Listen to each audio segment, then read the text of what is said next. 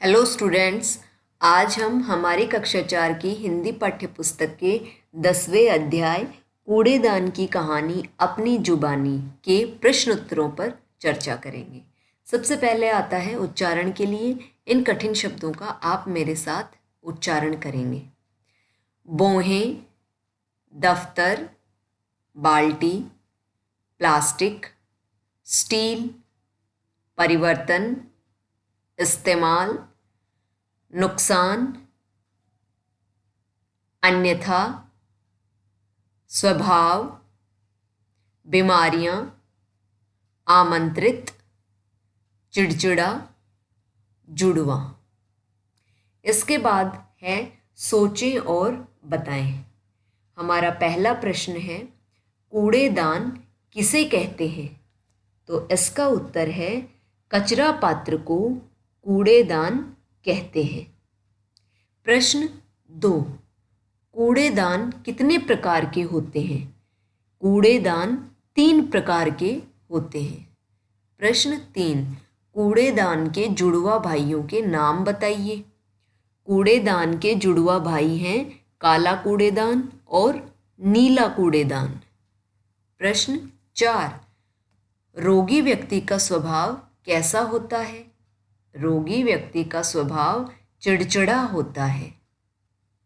इसके बाद है लिखें। सही उत्तर का क्रमाक्षर कोष्ठक में लिखें। ए है कूड़ेदान के शरीर पर क्या लिखा होना चाहिए? तो इसका सही उत्तर है मेरा प्रयोग करें, यह लिखा हुआ होना चाहिए। इसके बाद है कूड़ेदान को प्रसन्नता होती है उसका प्रयोग करने पर, उसको तोड़ने पर, उसका प्रयोग न करने पर, उपर्युक्त में से कोई नहीं। तो इसका सही विकल्प है कूड़ेदान को प्रसन्नता होती है उसका प्रयोग करने पर। ठीक है। इसके बाद है प्रश्न 2, रिक्त स्थानों की पूर्ति करें। ए, गंदगी, रिक्त स्थान, बीमारियों के फैलने का डर रहता है। तो गंदगी से हैजा, पेचिस और डेंगू जैसी भयंकर बीमारियों के फैलने का डर रहता है। ब, मैं बहुत काम की चीज़ हूँ। से, मैं कई रंगों में मिलता हूँ। द, कूड़ा डालने के लिए पुरानी बाल्टी या डिब्बे का भी प्रयोग करते थे। प्रश्न 3, पूर्व में लोग कचरा डालने के लिए किन किन साधनों का प्रयोग करते थे? इसका उत्तर है पूर्व में लोग कचरा डालने के लिए पुरानी बाल्टी, डिब्बा या किसी टूटी हुई चीज का इस्तेमाल करते थे। प्रश्न 4, काले रंग के कूड़ेदान में कैसा कचरा डाला जाता है? काले रंग के कूड़ेदान में जीवाणु फैलाने वाली वस्तुओं जैसे रक्त से सनी सुई या पट्टी आदि डाले जाते हैं। प्रश्न 5, गंदगी फैलाने के क्या परिणाम होते हैं?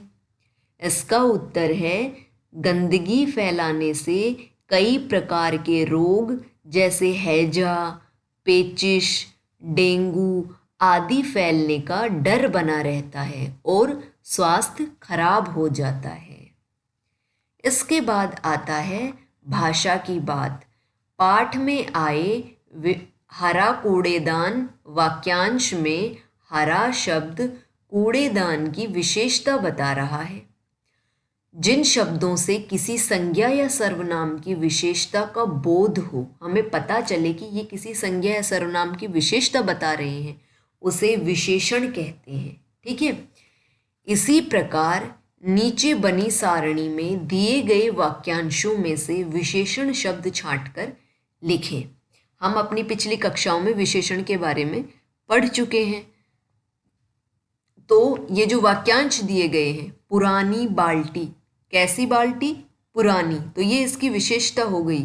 तो ये विशेषण शब्द है, यहाँ लिखेंगे पुरानी। काला भाई, कैसा भाई? काला।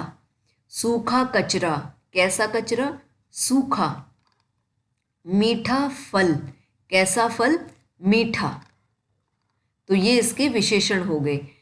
इसके बाद है नीचे दिए वाक्यों में आए सर्वनाम शब्दों पर घेरा लगाएं। सर्वनाम शब्द आप सभी पूर्व परिचित हैं कि जो शब्द किसी संज्ञा शब्द के स्थान पर इस्तेमाल होते हैं उन्हें सर्वनाम कहते हैं। तो ए है, उसका स्वभाव भी चिड़चिड़ा होता है, तो उसका ये सर्वनाम है, ठीक है। बै, यदि आप कूड़ा इधर उधर फेंकेंगे तो गंदगी फैलेगी, इस वाक्य में आप सर्वनाम है। से, स्वास्थ्य हमारे लिए अनमोल खजाना है, इस वाक्य में हमारे सर्वनाम शब्द है। द, मैं कई रंगों में मिलता हूँ, इस वाक्य में मैं एक सर्वनाम शब्द है, ठीक है। इसके बाद आता है निम्नलिखित शब्दों में से पर्यायवाची शब्द छांटकर घेरा लगाएं। पुराना हमें शब्द दे रखा है और इसके आगे दिए गए शब्दों में इसका पर्यायवाची शब्द छांटना है। नवीन यानी नया और प्राचीन यानी पुराना, तो पुराना का पर्यायवाची होगा प्राचीन। इसके बाद है सुख, सुख का पर्यायवाची होगा आनंद। इसके बाद है स्वस्थ, स्वस्थ का पर्यायवाची होगा निरोगी, ठीक है।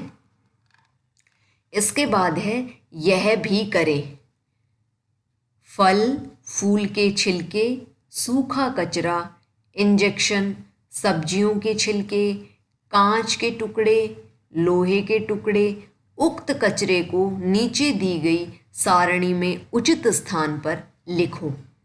हमें नीचे 3 कूड़ेदान दिए गए हैं और हमें इनमें जो ये ऊपर वाली चीज़ें हैं इनको इनके जो इनका कूड़ेदान है उसके अंदर उसको डालना है या रखना है।